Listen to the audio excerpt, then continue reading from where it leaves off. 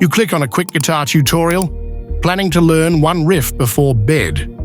The video is perfect, clear, concise, exactly what you needed. As it ends, the next suggestion catches your eye. A slightly more advanced version of the same technique. You tell yourself you'll watch just one more. 2 hours later, you're still there. In 2023, Alphabet reported that YouTube ads generated about $31.5 billion in revenue. And back in 2018, a senior YouTube executive said around 70% of watch time was driven by recommendations. What you watch because the system serves it to you, not because you deliberately searched for it.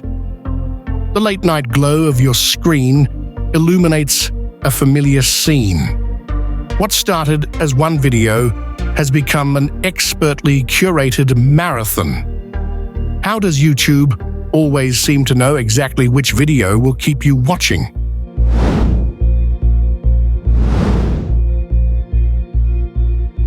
The evolution of online video consumption reflects a fundamental shift in how we interact with content. What began as a simple video sharing platform has transformed into one of the most sophisticated engagement engines ever built, designed to extend viewing sessions through prediction. Picture yourself on a Saturday afternoon, browsing for a recipe. One cooking video leads to another, then to kitchen organization tips, then to home renovation tours. By evening, you've traveled through an entire ecosystem of content you never searched for. The student who opens YouTube for a quick physics explainer emerges 3 hours later, having wandered through quantum mechanics, astrophysics, and science documentaries.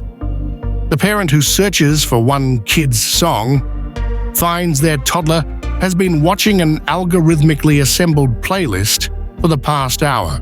And this is the subtle trick. The journey rarely feels like a hard turn. It feels like a gentle step, a next video that's only slightly more advanced, a thumbnail that promises the exact answer you still don't have. Over time, that changes the way you browse. You stop thinking in single videos and start moving in sequences. The platform doesn't have to convince you to commit to an hour. It only has to win the next 30 seconds. Until the hour is already gone. These patterns reflect how recommendation-driven viewing has become a primary way many people discover videos. YouTube's own leaders have emphasized just how central recommendations are to what people end up watching. And independent research has found that recommendation systems can nudge viewers toward longer or more sticky choices over time, creating journeys that feel natural but are carefully engineered. Behind this seamless experience lies a complex system of data collection, pattern recognition, and predictive modeling. To understand how YouTube keeps you watching, we need to examine 3 interconnected layers: what the platform learns about you, how it uses that information, and why it makes the choices it does. At its core, YouTube's recommendation system runs on scale and feedback. YouTube has said that more than 500 hours of video are uploaded every minute. And when YouTube explains how recommendations work, it says the system learns every day from over 80 billion signals, pieces of information it uses to decide what to recommend next. Those signals aren't just the obvious things you do on purpose. Likes, comments, shares, and subscriptions matter, but they're only the surface. Beneath that is how you actually watch. How long do you stay before you leave? Do you watch to completion? Do you rewind? Do you speed up? Even tiny behaviors, pausing for a moment, replaying a section, abandoning a video early, can act as clues about whether the video matched your expectations. When you leave, that's particularly instructive, Did you click away after 10 seconds? That can signal a mismatch between thumbnail and content. Did you watch 80% before closing? That suggests the ending lost momentum. Did you finish the video but leave the platform entirely? The system can treat that as a failed handoff. Content that satisfied you but didn't lead to the next watch. Context matters too. Are you on mobile during your commute? On your tablet late at night? On your TV during the weekend? These patterns reveal not just what you watch, but when and how you prefer to watch it. Your search history adds another layer. The terms you look for, the videos you pick from results, and even the searches that lead nowhere. Together, they help separate what you actively seek from what you fall into. And then there are the small technical choices, captions, volume habits, quality settings that hint at your environment. If you routinely turn captions on while watching on your phone in transit, the system can infer a noisy, on-the-go context and favor videos that stay legible and engaging without perfect audio. At its core, YouTube's recommendation system is a prediction engine.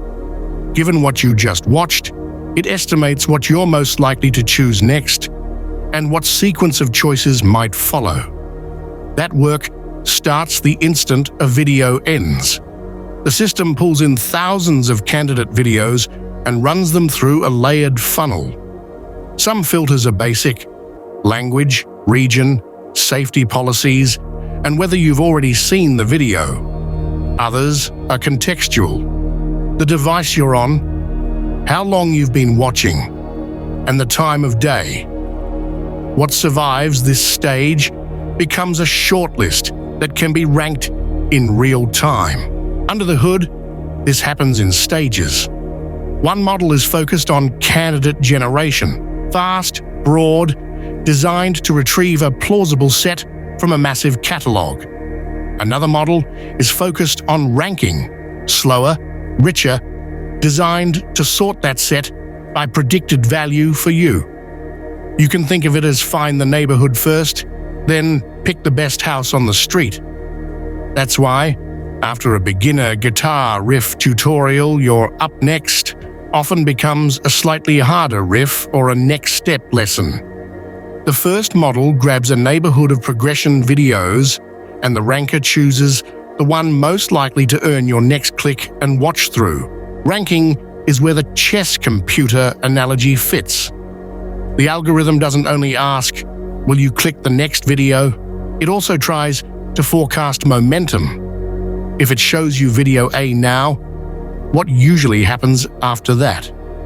Do viewers like you tend to continue from A to B to C? Or does the path dead end? Those patterns, learned from millions of sessions, let the system prefer handoffs that reliably lead somewhere. What makes this powerful is that the system isn't only predicting clicks, it's learning something closer to satisfaction.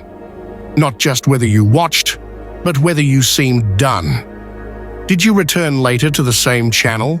Did you keep going? Or did your session end abruptly? Those patterns shape what YouTube will risk recommending next. When the system believes a video delivers satisfaction and a clean handoff, it can push you forward.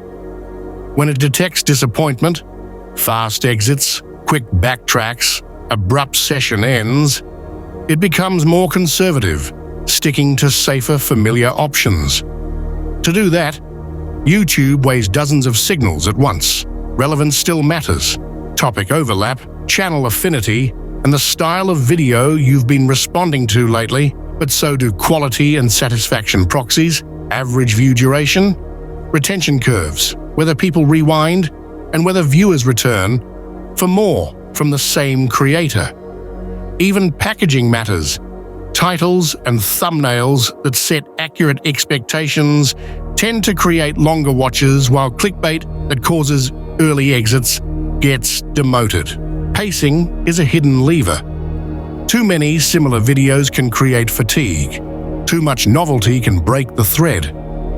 So the system mixes familiarity with discovery, aiming for that smooth flow where each recommendation feels like the natural next step. Slightly harder, slightly broader, slightly different, but not random. Then, there's the feedback loop. Recommendations update continuously as the platform observes what's working in the moment. If a video consistently leads to strong watch-through and clean handoffs, it gets surfaced more. If viewers bail early, its score drops. In effect, every session is a live test that nudges the ranking. Finally, YouTube leverages cross-category relationships.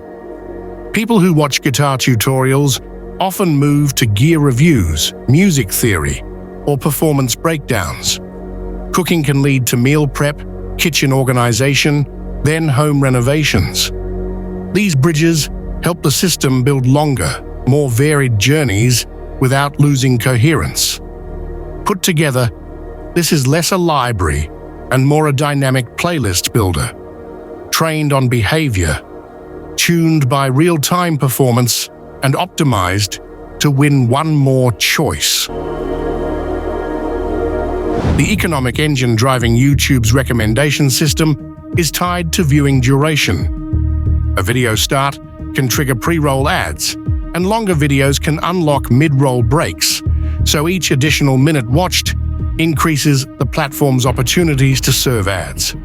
Advertisers typically pay per impression, CPM, or for per completed view, CPV, which makes sustained attention economically valuable. This structure shapes both viewer behavior and content creation. When the system produces clean handoffs, one video leading naturally to another, it can turn a quick tutorial into an hour-long session. For creators, this creates clear incentives. Videos that play well with the recommendation system, especially those that lead to multiple watches in sequence, tend to get more distribution. Sometimes that's good. It can reward clarity, progression, and genuinely useful structure. But it can also reward content that's optimized for retention rather than meaning. Stretching, pacing, sharpening thumbnails, and designing stories around the moments that keep viewers from leaving. The platform's ability to shape viewing habits raises bigger questions about agency and attention. While the system excels at surfacing valuable content you might never have discovered, it can also create consumption patterns that leave you wondering where your time went. The psychological hooks are subtle but effective. Perfectly timed suggestions, thumbnails tuned to your click patterns, and sequences that build momentum through careful pacing. The key is approaching YouTube with awareness and intention.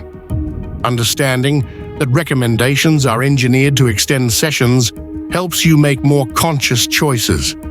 You can use the system when it serves your goals and step outside it when you notice it's choosing for you. Every time you open YouTube, you engage with a sophisticated prediction system built to extend viewing sessions. It learns from your behavior, tests what keeps you moving forward, and turns one decision into the next, until the platform feels less like a website and more like a guided path. The system isn't inherently good or bad. It's a tool that can serve or subvert your intentions.